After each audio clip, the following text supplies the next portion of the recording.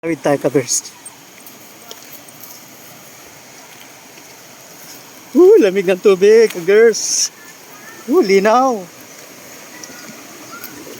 Lamig.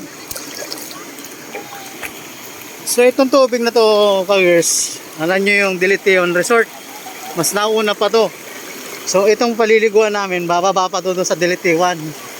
So kami pa nauna doon sa Dilitiwan mga ka-girls.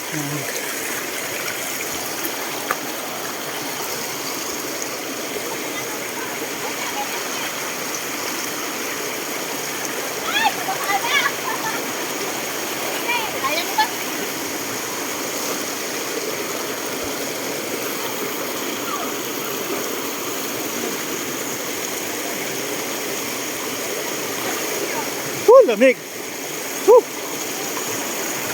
Hapon pa ako naghihintay dito. Hapon pa? Oo. Nag-overnight na pala dito? Oo, sulok. Lamig.